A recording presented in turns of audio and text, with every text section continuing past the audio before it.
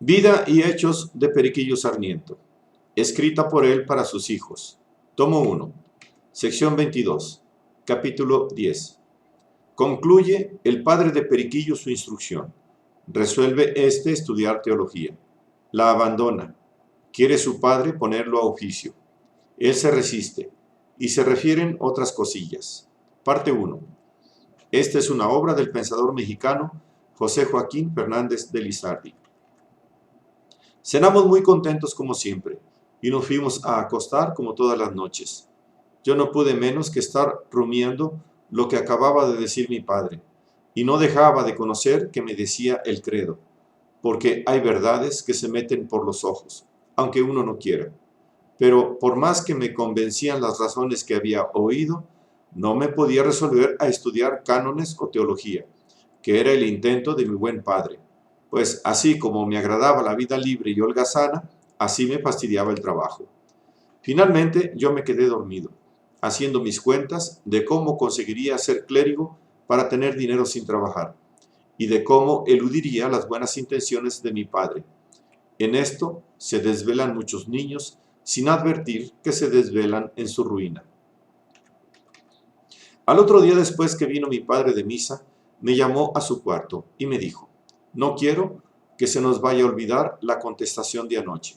Te decía, Pedro, que los pueblos padecen mucho cuando sus curas y vicarios son ignorantes o inmorales, porque jamás las ovejas estarán seguras ni bien cuidadas en poder de unos pastores necios o desidiosos. Y todo esto te lo he dicho para probarte que la sabiduría nunca sobra en un sacerdote, y más si está encargado del cuidado de los pueblos. Y para mayor confirmación de mi doctrina, oye. En los pueblos puede haber, y en efecto habrá en muchos, algunas almas místicas que aspiren a la perfección por el camino ordinario, que es el de la oración mental. ¿Y qué dirección podrá dar un padre vicario semilego a una de estas almas, cuando por desidia o ineptitud no solo no ha estudiado la respectiva teología, pero ni siquiera ha visto por el forro las obras de Santa Teresa, la lucerna mística del padre Esquerra, los desengaños místicos del padre Arbiol, y quizá ni aún el Kempis ni el Villacastín? ¿Cómo podrá dirigir a un alma virtuosa y abstracta el que ignora los caminos? ¿Cómo podrá sondear su espíritu, ni distinguir si es un alma ilusa o verdaderamente favorecida, cuando no sabe qué cosas son las vías purgativa, iluminativa, contemplativa y unitiva? Cuando ignora qué cosa son revelaciones, éxtasis, raptos y delirios, cuando le coge de nuevo lo que son consolaciones y sequedades, cuando se sorprende al oír las voces de ósculo santo, abrazo divino y desposorio espiritual, y cuando, por no cansarte con lo que no entiendes, ignora del todo los primores con que obra la divina gracia en las almas espirituales y devotas. ¿No es verdad? ¿No conoces tú que si te pusieras a llevar un navío a Cádiz, a Cavite o a otro puerto, con las luces que tienes de pilotaje, que son ningunas, seguramente darías con la embarcación infeliz que se te confiara en un banco, en un arrecife o en un golfo sin llegar jamás, por jamás, al puerto de su destino? Esto lo debes comprender, porque la comparación es muy sencilla, pues lo mismo sucede a estos infelices vicarios lárgagos a secas, que apenas saben absolver a un pecador común, como los indios que no saben más que llevar una canoa a Ixtacalco. Ellos, los pobres, son ciegos, y las almas que aspiran a entrar por la vía de la perfección también son ciegas, y necesitan una buena guía que las dirija. No la hallan en los directores modorros, y sucede que, a no ser por un favor especial de la gracia, ellas o se entibian o se pierden, y las guías o se confunden o se precipitan en los errores de la ilusión que ellas les comunican. Esta es una verdad terrible, pero es una verdad que no negará ningún sacerdote sabio. Yo lo que veo, y que confirma mi opinión en el particular, es que los sacerdotes virtuosos, santos y doctos son muy escrupulosos para confesar y dirigir monjas y otras almas espirituales, y cuando las dirigen son muy eficaces para no dejar de la mano la sonda de la doctrina y la prudencia. A más de esto, consultan con el teólogo por esencia, con Dios digo, en los ratos de oración que tienen. Y como saben que deben hacer cuantas diligencias humanas estén en su arbitrio para conseguir el acierto, consultan las dudas que tienen con otros varones sabios y espirituales. Esto veo, y esto me hace creer lo contingente que será el acierto de la dirección espiritual de unas almas místicas fiado a unos pobres clérigos casi legos, que apenas saben lo muy preciso para decir misa y absolver al penitente en virtud de la promesa de Jesucristo. De manera, hijo mío, que estoy firmemente persuadido que si la Iglesia Santa pudiera hacer que todos sus ministros fueran teólogos y santos, no omitiría sacrificio alguno para conseguirlo. Pero la escasez de varones y talentos tales como son necesarios hace que provea a los fieles de aquellos que se encuentran tal cual útiles para la simple administración de los sacramentos. Aún hay más. Ya te dije que los sacerdotes son los maestros de la ley. A ellos toca privativamente la explicación del dogma y la interpretación de las Sagradas Escrituras. Ellos deben de estar muy bien instruidos en la revelación y tradición en que se funda nuestra fe. Y ellos, en fin, deben saber sostener a la paz del mundo lo sólido e incontrastable de nuestra tanta religión y creencia. Por ahora, supongamos un caso remoto, pero no imposible. Supongamos, digo, que un pobrecito vicario de estos de que hablamos, o un religioso hebdomadario, o que llaman de misa y olla, tiene con un hereje una disputa acerca de la certeza de nuestra religión, de la justicia de su dogma, de lo divino de sus misterios, de la realidad del cumplimiento de las profecías, de lo evidente de la venida del Mesías, del cómputo de las semanas de Daniel o cosa semejante, advirtiendo que los herejes que promueven o entran en estas disputas, aunque son ciegos para la fe, no lo son para las ciencias. He vivido en Puerto de Mar y he conocido y tratado algunos. ¿Cómo conocerán sus sofismas? ¿Cómo eludirán sus argumentos? ¿Cómo distinguirán su malicia de la fuerza intrínseca de la razón? ¿Y cómo podrá salir de sus labios la verdad triunfante y con el brillo que le es tan natural? Ello es cierto que si solo el Ferrer, el Cliquet, el Árraga u otro sumista de moral semejante fueran bastantes para contrarrestar a los herejes, no sé cómo hubiera salido San Agustín con los maniqueos, San Jerónimo con los donatistas, ni otros santos padres con otras chusmas de herejes y heresiarcas a quienes combatieron y confundieron con brillantez y solidez de argumentos. De todo lo dicho, debes concluir, Pedro mío, que para ser un digno sacerdote no sobra con saberlo muy preciso. Es necesario imbuirse y empaparse en la sólida teología y en las reglas o leyes eclesiásticas que son los cánones de la Iglesia.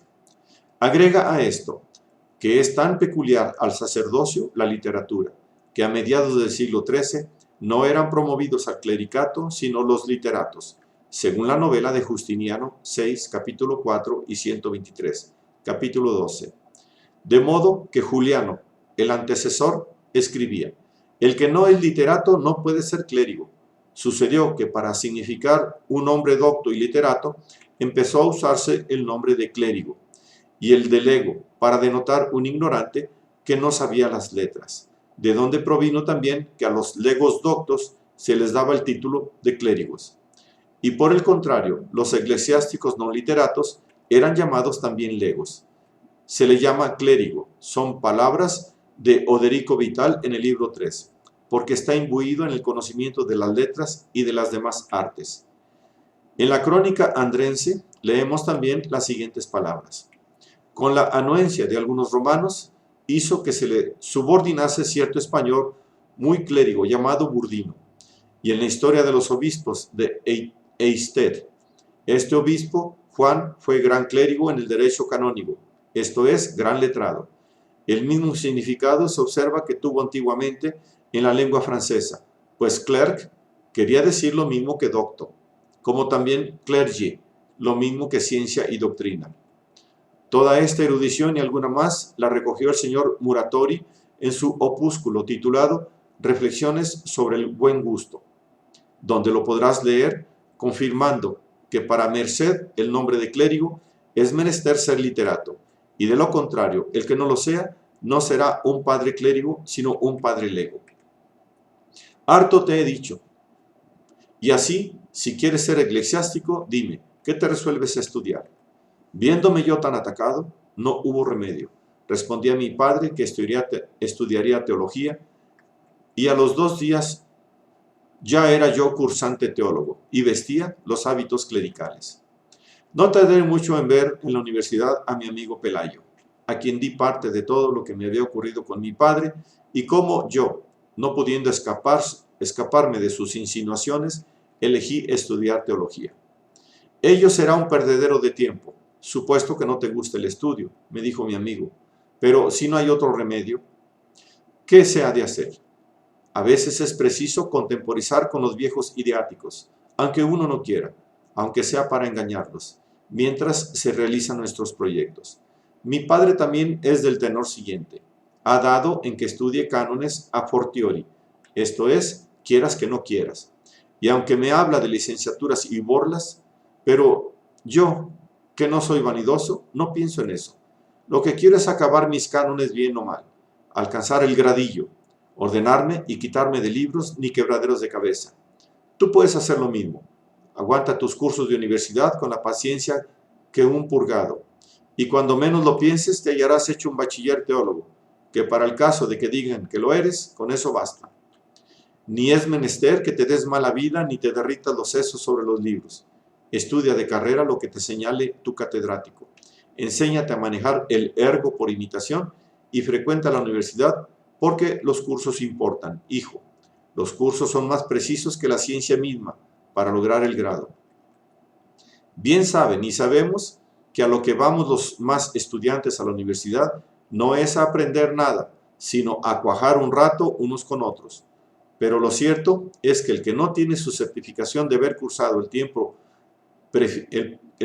prefinido por estatuto no se graduará, aunque sea más teólogo que Santo Tomás. Y si la tiene, él será bachiller, aunque no sepa quién es Dios por el padre Ripalda. Por ello es que así lo vamos pasando, así la pasaremos tú y yo, con más descanso. Yo apenas falto de la universidad tal cual ves, pero del colegio sí me deserto con frecuencia. Los domingos, jueves y fiestas de guardar. No tenemos clase por el colegio, y yo salgo 1 o 2 días a la semana. Ya verás qué poco me mortifico. Esto es lo que harás tú, si quieres que no se te haga pesado el estudio de la teología.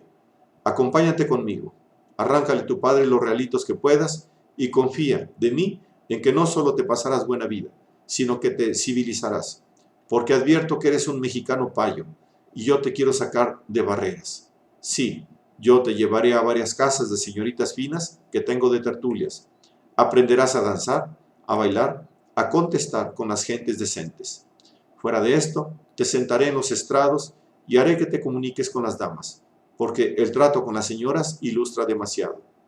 Últimamente, te enseñaré a jugar al billar, malilla de campo, tresillo, básica y albures, que todas estas habilidades son partes de un mozo fino e ilustrado, y de este modo nos la pasaremos buena. Al cabo de un año, tú no te conocerás y me darás las gracias por los buenos oficios de mi amistad. El cielo había abierto con el plan de vida que me propuso Pelayo, porque yo no aspiraba a otra cosa que a holgar y divertirme, y así le di las gracias por el interés que tomaba en mis adelantos, y desde aquel día me puse bajo su dirección y tutela. Él inmediatamente trató de cumplir con sus deberes, llevándome a varias tertulias que frecuentaba en algunas casas medianamente decentes, y en las que vivían señoritas de título, como la Cucaracha, la Pisabonito, la Quebrantahuesos y otras de igual calaña. Ya se deja entender que los tertulios y tertulias, debajo de capas, casacas y enaguas, eran muchachas y jóvenes, de primera tijera, esto es, mozos y mozas estragados, libertinos y tunos de profesión. Con tan buenas compañías y la dirección de mi sapientísimo mentor, dentro de pocos meses salí un buen bandolonista, bailador incansable, saltador eterno, decididor, refranero, atrevido y lépero, a toda prueba.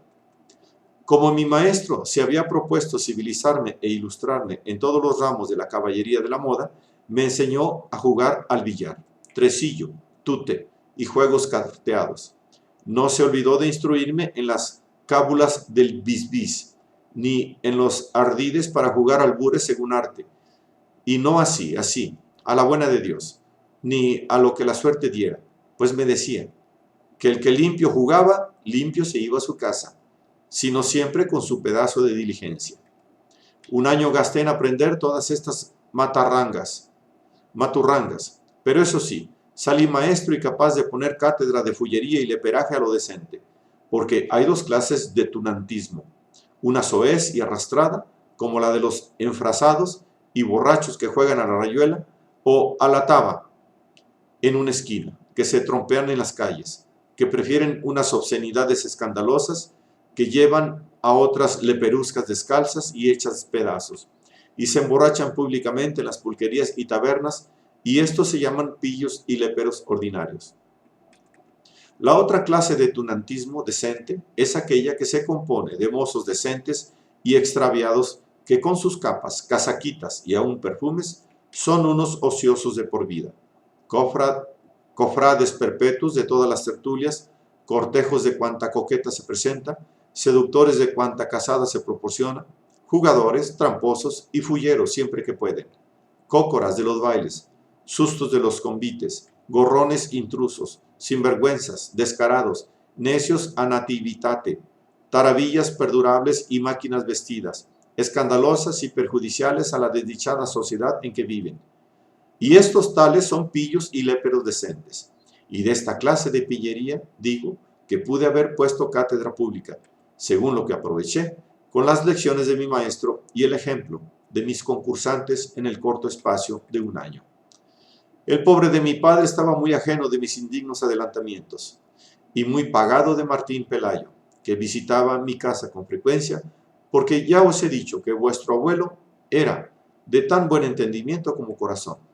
En efecto, era hombre de bien y virtuoso, y como tales personas son fáciles de engañarse por las astucias de los malvados, entre yo y mi amigo teníamos alucinado a mi buen padre, porque yo era un gran pícaro, y Pelayo era otro pícaro más que yo.